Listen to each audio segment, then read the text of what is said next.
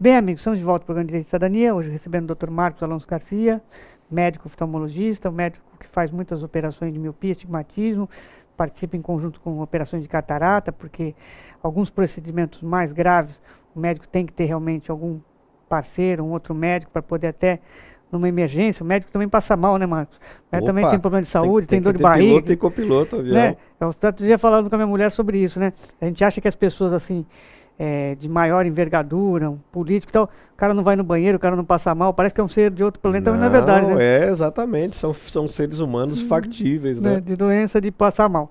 Então veja bem, Marcos, o que eu achei foi o seguinte, nós já falamos sobre isso, mas sempre é importante revivar, que as coisas vão mudando, a gente daqui a pouco fala de uma doença, daqui a pouco já tem uma outra forma de tratar a doença. A gente está aqui, com certeza tem alguém pesquisando, fazendo novos testes, né, Marcos? O mundo não para. Como diria um vídeo que eu tenho do William Shakespeare, o mundo não para por causa do nosso problema, né, Marcos? É isso mesmo.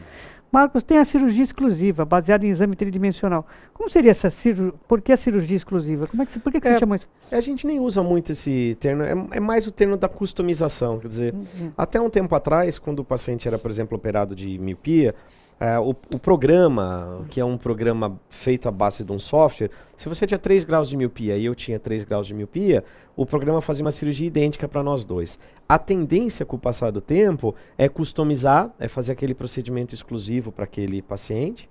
E com a customização a gente vai encontrar pequenas diferenças que a gente tem no seu olho e no meu, e a gente tenta programar a cirurgia para que seja feita para aquela córnea. Então, aumentou um pouquinho a chance da gente chegar o mais perto possível do grau que a gente deseja dar para o paciente. A tendência hoje é a gente conseguir minimizar complicações, diminuir o tempo de cirurgia, diminuir o tempo de pós-operatório e chegar o mais perto possível do grau-alvo, daquele grau que a gente quer que o paciente fique. O Marcos, no bloco anterior, falou que é um assunto chato, mas o programa de cidadania, a gente não sabe para quem que atinge, né? Está na internet, é o mundo inteiro.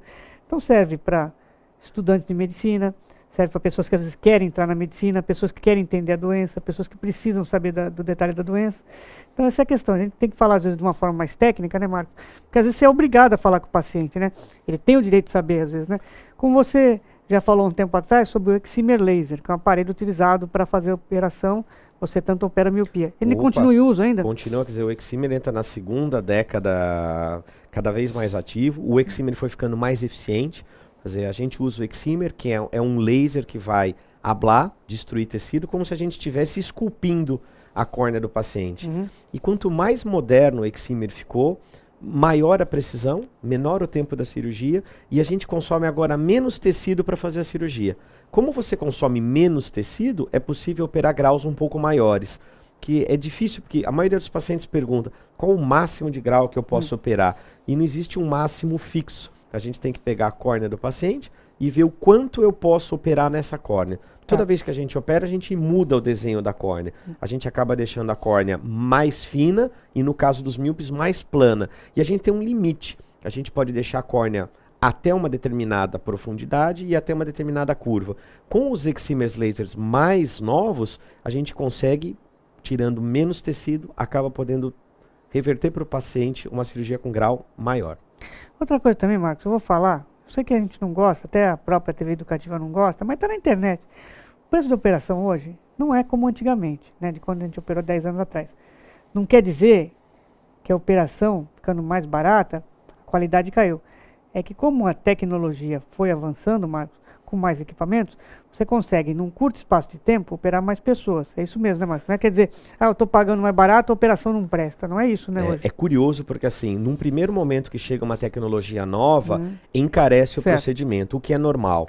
Mas a partir do momento que essa tecnologia se instala e esse procedimento começa a ser feito mais vezes, dilui esse custo da pesquisa, da instalação.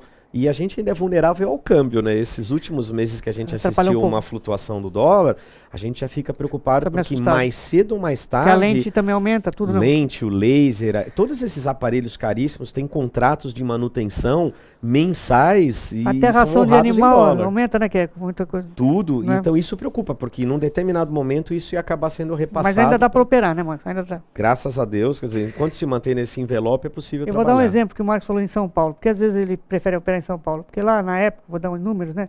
Vi uma entrevista do Juca Kfouri com o nosso querido assessor de imprensa lá da Cássio Paulo Henrique, ele sabia números de mais de ingresso na Copa. Então, ele falou 1 milhão equipamento em São Paulo. O que acontece? O mesmo 1 milhão custa em Santos.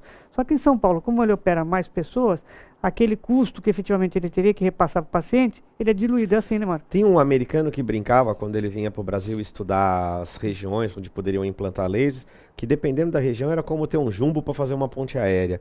Quer dizer, existe um número mínimo de procedimentos que deve ser realizado. Quer dizer, o preço do jumbo para uma pessoa mesmo. Exato. Que você... Para justificar uma máquina tão cara, ela precisa ter um mínimo de utilização. Isso é muito comum. Você pega clínicas extremamente sofisticadas de imagem, que tem ressonâncias, tomografias.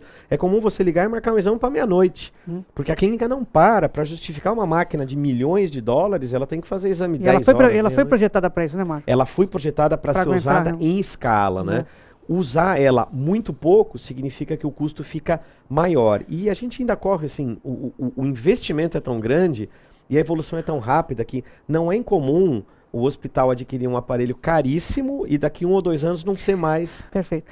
Mas uma pergunta que é contumaz, todos os consultórios, é verdade, né? Eu já operei com você lá atrás, doía mais. Nesse tipo de cirurgia, o excimer laser dói? Ou os analgésicos realmente fazem a eliminação da... O analgésico ajuda bastante, mas a gente tem 2 cirurgias. O PRK, que dói mais, que é uma cirurgia bem de superfície.